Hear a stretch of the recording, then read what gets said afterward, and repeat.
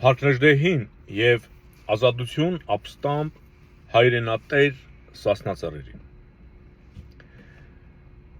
Լսում ենք, որ Ռուսաստանը մտադիր է, այսինքն որոշել է արդեն, որ Հայաստանի գյուղմթերքն էլ է վտանգավոր Ռուսաստանի համար։ Եվ հուլիսի 27-ից կարգելվի Ռուսաստան ներկրել հայկական գյուղմթերք։ Եվ իրարանցումը բնական է պետք է տեղի ունենա, որտեղ մեր տնտեսությունը Լևոնից մինչև Նիկոլ ամբողջությամբ կապած է եղել Ռուսաստանի հետ, պետք է հարվածը լինի ժողովրդինը, տնտեսությանը, պետությանը, ոչ Նիկոլինը, ոչ Ռոբերտինը, ոչ Սերժիկինը, չթվարկեմ։ Հարվածը ստանալու է պետությունը եւ ժողովուրդը։ Բայց ժողովուրդ, այս տնտեսական պատժամիջոց չի։ Ասենք, ինչ եք կարծում, ուրեմն Ռուսաստանը ավելի շատ անհանգստացած է Հայաստանից ներկրվող հանքային ջրով, կոնյակով, գյուղմթերքով, թե այն ԱԹՍ-ներով, որ գալիս են Ուկրաինայից ու ավերում են ուղղակի ռուսական տնտեսությունը։ Հա, Ռուսաստանը ժամանակ ունի շունչ քաշի ուկրաինական ԱԹՍ-ներից ու հրթիռներից, ընկել է բան, էլ դրանք իր համար այդպես երկրորդ, երրորդային են։ Կարևորը Հայաստանից եկող ապրանքն է, այմարդ։ Հանկարծ մի վնաս չտա ռուս ժողովրդին։ Այդ հրթիռներն ու ԱԹՍ-ները ժողովրդին վնաս չեն տալի ռուս։ Հայկական պանիրը հանքային ջուրն է վնաս տալու Ռուսաստանին։ Հա ժողովուրդ, դուք դենց եք մտածում։ Ես այլ կերպ եմ մտածում։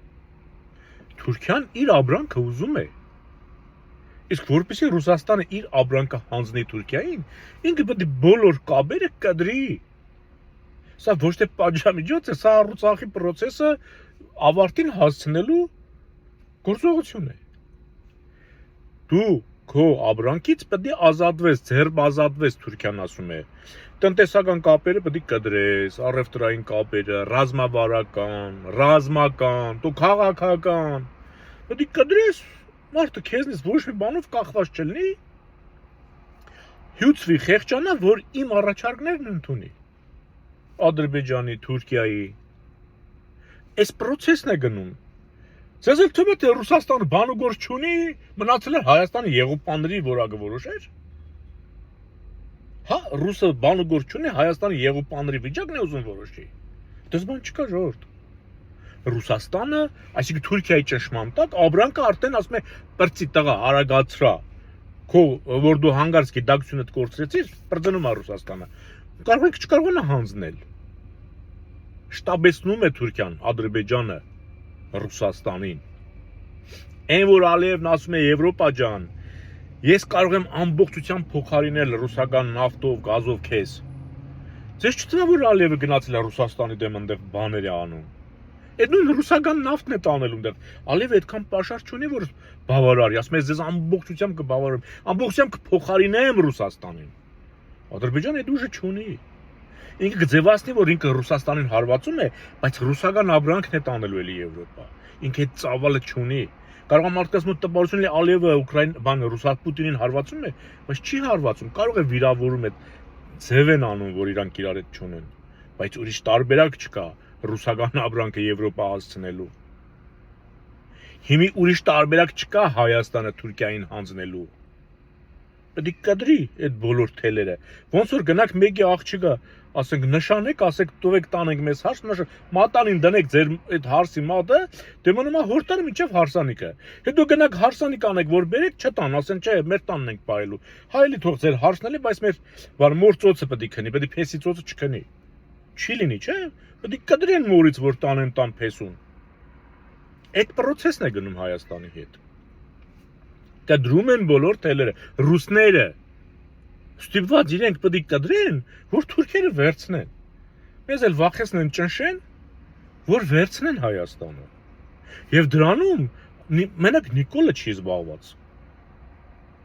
Հասկանում եք, այն եռագլուխ հրեշը, որ Նիկոլն ասում էր, դրանք դրա համար են ձևավորված, որ Թուրքիա, Ռուսաստան առևտուրը սահուն կազմակերպվի, հանկարծ ուրիշ ընդդիմություն չգա մտնի արանք, ասենք Սասնածուռը չգա մտնի արանք խանգարի։ Հասկանում եք, էս են անում։ Այն եռագլուխ հրեշը, դուք տեսել եք հրեշն ինքն իր գլուխն ուդի։ Ով է տեսել, Նիկոլն ասում է եռագլուխ հրեշ։ Ռոբերտ, Սամվել, Գագիկ։ Այդ երրագլուխ հրեշից մեկի գլուխը, Ծառուկյան Գագիկի գլուխը, վերցրին կերան, այդ մարդու քվեն, բաժանեցին իրար մեջ, այսինքն այն երկու գլուխը, երրագլուխ հրեշների երկու գլուխը եւ Նիկոլը, այս մարդու քվեն կերան։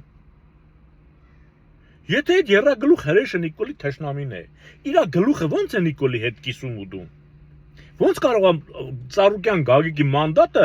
Տաշիր Սամոնը ու Ռոբերտ Քոչյանը վերցնեին։ Եթե նրանք երրագլուխ հրեշ էին, իրենց գլուխը Նիկոլի հետ դրեցին, բաժանեցին կերան։ Չէ մանդատ են, չէ ստացել, տոկոսներ են ստացել Ծառուկյան Գագիկից, Ռոբերտն էլ, անուն ինչ է, Սամվելն էլ։ Դե թող չվերցնեին Գագիկինը։ Թող չհամաձայնվեն, ասեն, բա մենք երկու գլխանի մնանք, մենք երրագլուխ էինք։ Հիմա էլի եք հավատում, որ երրագլուխ հրեշն ու Նիկոլը դրանք տարբեր մարդիկ են։